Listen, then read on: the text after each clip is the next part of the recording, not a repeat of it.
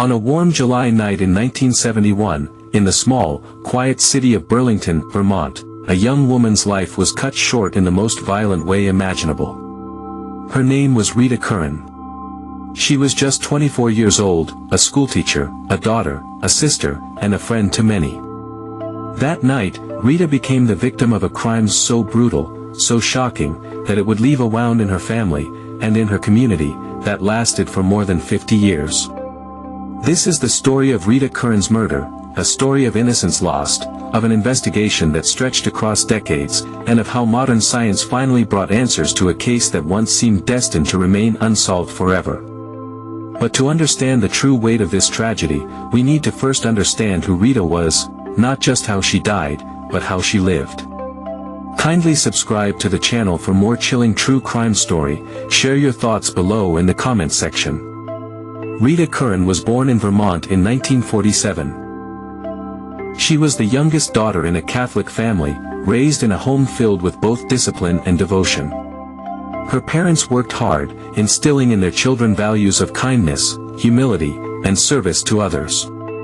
Those who knew Rita describe her as gentle, soft-spoken, and deeply caring. She wasn't the kind of person who sought attention. Instead, she quietly lived her life guided by faith and by a love for helping others. From a young age, Rita showed a natural calling for teaching. She loved children, and children loved her in return. By the time she reached her 20s, she had already embraced this path, working as a schoolteacher. In her classroom, she was patient and encouraging, always believing that every child could learn, no matter how difficult the challenge. Her friends often said that Rita had a calming presence, a way of making people feel at ease simply by being around her. In an era when young women were often pressured to hurry into marriage, Rita was steady and thoughtful. She didn't rush into things. She lived with quiet purpose, content with the life she was building.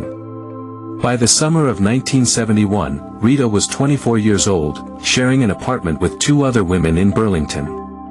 She was carving out her independence, balancing work with her social life, and cherishing her friendships. Her family described her as deeply rooted in her faith. She regularly attended church, volunteered in her community, and remained close to her parents and siblings.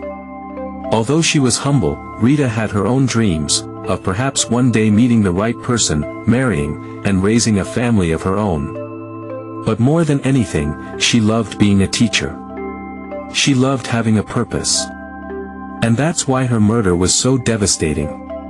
This was not a young woman living recklessly, or putting herself in danger. She was in the safety of her own home, a place that should have been a sanctuary. But on one warm July night, that sanctuary became the setting of unimaginable horror. It was the evening of July 19, 1971. Burlington, Vermont, was in the middle of a warm summer. The streets were calm, the kind of quiet where you could hear crickets in the distance and the occasional car rolling by. At 57, Brooks Avenue, a modest house converted into apartments, lived 24-year-old Rita Curran. She shared the space with two other women, both of whom were out that night. That left Rita home alone. She had spent her day like many others. Teaching, reading, and perhaps writing in her journals, small habits that reflected her thoughtful and simple lifestyle. Her evening routine was ordinary, even comforting, getting ready for bed, tidying her room, perhaps humming softly to herself. But what Rita didn't know, was that just 2 doors down lived a man whose life was unraveling. A man angry, impulsive, and looking for a release. And on that night, his path and hers would collide in the most tragic way. Only a few steps away from Rita's apartment was another flat, occupied by a newly married couple. The husband's name was William DeRoos. He was a troubled man with a history of drug use, instability, and violent tendencies. On that July evening, he and his new wife had argued. Angry and restless, DeRoos stormed out of his apartment. He needed to vent his rage, to lash out. And as he walked past Rita's door, something inside him snapped. What happened next was as senseless as it was brutal. It's believed that DeRoos entered Rita's apartment sometime between 10 p.m. and midnight. Rita, who had likely been preparing for bed, was caught off guard. The details of that night are horrifying. Rita was sexually assaulted and then strangled. Her last moments were filled with terror, in a place she thought she was safe. When DeRoos left, he returned to his wife, telling her that he had simply gone out for a walk to cool down. But what he had really done was commit one of the most shocking murders in Burlington's history. Hours later, Rita's roommates returned home. They expected to find their quiet, dependable housemate asleep, or maybe reading. But instead, they opened the door to a nightmare. On the bedroom floor lay Rita, lifeless. The scene was gruesome, her body showing clear signs of a violent struggle. In that instant, their world shattered. The police were called, and the quiet street of Brooks Avenue was suddenly filled with flashing lights, detectives, and hushed voices of neighbors watching in disbelief. Burlington was a small, tight-knit community in the early 1970s. Murders were rare, brutal murders like this, almost unheard of. The news spread quickly, and with it came fear. People began locking their doors at night, something many hadn't bothered with before. Parents clutched their children closer. For women, especially, the thought of being attacked in their own homes was chilling. And for Rita's family, the pain was unbearable. Their daughter, their sister, had been taken in such a cruel and senseless way. The morning after Rita Curran's murder, Burlington police faced one of the most shocking crimes the city had ever seen. The crime scene inside her apartment on Brooks Avenue was grim. Detectives quickly realized they weren't dealing with a burglary gone wrong or some random accident. This was a targeted, violent attack. But the biggest question was who had done it, and why. In those first hours, police did what they always do. They cordoned off the apartment, collected evidence, and began interviewing everyone who might have seen or heard something unusual that night. Neighbors were questioned. Roommates were re-interviewed. Friends and acquaintances of Rita were tracked down. Police wanted to know everything about her life. Who she had spoken to last, who she spent time with, and whether anyone had a reason to hurt her. But Rita was known as kind, gentle, and deeply faithful. She wasn't the kind of person to attract enemies. That fact made the investigation even harder. As days turned into weeks, detectives began looking more closely at men in Rita's orbit. Some of these suspects were merely acquaintances, people who had crossed paths with her socially. Others were neighbors or passers-by who happened to live near Brooks Avenue. In cases like this, investigators often start close, assuming the killer might be someone familiar or nearby. For a while, there were whispers of a potential boyfriend or admirer, someone who may have wanted more from Rita than she was willing to give. But no clear evidence supported that theory. The police even considered whether the crime could have been random, a drifter, perhaps, who passed through town that night. Still, no suspect fit perfectly. Everyone they investigated seemed to fall short of a solid case. Today, when we think of murder investigations, we imagine DNA tests, fingerprint databases, and advanced lab work. But in 1971, forensic science was still primitive compared to modern standards. Yes, police collected cigarette butts, fingerprints, and fibers from the scene, but at the time, they didn't have the tools to connect those pieces to a killer. Much of what was gathered simply went into evidence storage, waiting for a future technology that didn't exist yet. Detectives relied heavily on interviews, intuition, and legwork. And while they worked tirelessly, the case began to slow. Meanwhile, Burlington citizens demanded answers.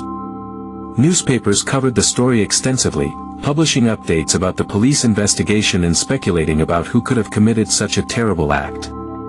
The pressure weighed heavily on detectives. This wasn't just about solving a crime. It was about restoring a community's sense of safety. But the more time passed without an arrest, the colder the trail became. Witness memories began to fade. Alibis grew harder to verify.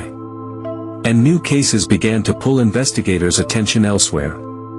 By the mid-1970s, only a few years after Rita's murder, momentum had nearly disappeared. Detectives still revisited the case file, hoping to catch something they had missed. But nothing new ever emerged. For Rita's family, the silence was unbearable. Her parents grew older without answers. Her siblings carried the weight of her loss into adulthood. Birthdays, holidays, anniversaries, all were marked with the absence of their beloved daughter and sister. As the 1980s and 1990s came and went, Rita's murder became one of Burlington's most haunting cold cases. It seemed that justice for her might never come. For decades, the case of Rita Curran's murder haunted the city of Burlington, Vermont. The file grew thicker. Detectives came and went. Generations of officers tried their hand at piecing together the puzzle, but every lead seemed to vanish into thin air. By the time the 2000s arrived, Rita's case was considered cold, frozen in history, unsolved, and perhaps unsolvable. But science was evolving. And what detectives in 1971 couldn't have imagined, investigators in the 21st century now had at their fingertips. In the 1980s and 1990s, DNA testing began to revolutionize criminal investigations. For the first time, biological material could be matched to a specific person with extraordinary accuracy. By the 2010s, police departments across the United States began reopening cold cases, re-examining old evidence that had been carefully preserved but never fully understood. The Burlington Police Department knew they had one last shot at Rita's case. They still had cigarette butts collected from the scene in 1971, along with other physical evidence. At the time, those items had seemed almost meaningless. But now, they could be the key. When technicians tested the cigarette butts decades later, they discovered a male DNA profile. At first, the name didn't appear in the national databases. The killer hadn't been arrested for any crime where his DNA was logged. But investigators didn't stop there. They turned to genetic genealogy, the same technology that helped catch the Golden State Killer in 2018. By building family trees and tracing distant relatives through public DNA databases, genealogists can often identify a suspect's family, and eventually, the suspect himself. After months of painstaking work, the evidence pointed to a man who, in 1971, had lived just 2 doors down from Rita's apartment. His name was William DeRoos. In 1971, DeRoos was a 31-year-old man, newly married, living in the very same neighborhood as Rita. To most, he seemed like a troubled but ordinary resident. But beneath the surface, DeRoos was volatile. He had a history of drug use and erratic behavior. On the night of July 19, 1971, he argued with his wife. Furious, he left their apartment to cool off. According to investigators, it was during that walk that DeRoos crossed paths with Rita. They believe her murder was not premeditated, but a crime of opportunity, fueled by rage and impulse. After strangling her, DeRoos returned home and told his wife nothing about what he had done. Looking back, many wonder, how did detectives not catch him at the time? He lived just steps away. Surely someone should have suspected him. But in 1971, there was no physical evidence linking DeRoos to the crime. His wife provided him with an alibi of sorts, saying he had simply gone for a walk after their fight. Without forensic tools, investigators had no reason to press further. DeRoos eventually moved away from Vermont. He lived a transient life, troubled by addiction and instability, before dying of a drug overdose in San Francisco in 1986. He was only 46 years old. By the time his name resurfaced decades later, he had been dead for more than 30 years. In February 2022, the Burlington Police Department held a press conference. After 51 years of mystery, they revealed the truth: DNA testing had conclusively identified William DeRoos as Rita Curran's killer. For Rita's surviving family members, the news was bittersweet. On one hand, they finally had answers. On the other, DeRoos was long dead, beyond the reach of earthly justice. Police Chief John Murad told the public, "This case shows that we never give up. Time, technology, and tenacity brought us here today." When Burlington police announced in 2022 that they had finally identified Rita Curran's killer, it marked the end of one of Vermont's most haunting mysteries. For more than 50 years, the Curran family had lived with the silence of unanswered questions. Now, at long last, they had the truth. But the truth was complicated. The man responsible, William DeRoos, had been dead for decades. There would be no trial, no chance for Rita's family to see him held accountable in a court of law. No jury would hear her story. No judge would deliver a sentence. For her family, the announcement was a mixture of relief, sorrow, and something harder to name, the weight of knowing that justice had come, but far too late. At the press conference, Rita's surviving relatives expressed gratitude to the police for never giving up, but their pain was still clear. Her brother, Michael, told reporters, "It's been over 50 years, and yet in many ways, it feels like yesterday. Not a day goes by that we don't think of Rita. We're grateful for the answers, but we'll always grieve what was taken from us." For Rita's parents, who had passed away years before, the answers came too late. They went to their graves never knowing who had murdered their daughter. That fact weighed heavily on the surviving Curran siblings, who had lived their adult lives with the absence of both their sister and the justice she deserved. For Burlington, the case had long been a wound in the community's memory. People who had lived in the city in the 1970s never forgot the shock of Rita's murder. When the police revealed the killer's identity, many expressed a sense of closure, not only for the family, but for the city itself. Burlington was no longer home to an unsolved murder that had lingered like a shadow for half a century. Local newspapers and television stations revisited Rita's story, not just to report the new developments, but to remind younger generations who Rita was. A kind, faithful schoolteacher whose life had been unfairly stolen. The closing of Rita's case highlighted the power of perseverance and modern science. Without DNA technology and the dedication of investigators who refused to give up, Rita's story might have remained forever unsolved. Police Chief John Murad described it as a symbol of hope, saying, "This case shows us that time does not have to erase the truth. With determination, patience, and new technology, we can bring answers, even to cases once thought unsolvable." The case also demonstrated the importance of preserving evidence. Those cigarette butts, seemingly insignificant in 1971, became the very key that cracked the case more than 50 years later. Rita is remembered not just as a murder victim, but as a woman whose life mattered deeply. She was a teacher, shaping the lives of children. She was a sister, beloved by her family. She was a friend, known for her kindness and warmth. Though her life ended in violence, her memory continues as a reminder of resilience and faith.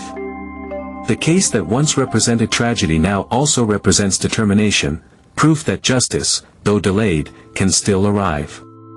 When we tell stories like Rita's, it's not just about the crime. It's about remembering the person whose life was cut short. It's about acknowledging the decades of grief her family endured. It's about the detectives who never gave up, the scientists who developed new tools, and the power of truth to emerge, even after half a century in darkness. And it's about reminding ourselves that while the world moves on, justice can still be found, even if it comes long after the fact. The murder of Rita Curran is more than a cold case solved. It is a story of loss, persistence, and the slow but powerful march of truth. Rita's life, though stolen, continues to echo. Through the classrooms she once taught in, through the family who still remembers her, and through the city of Burlington, which will never forget.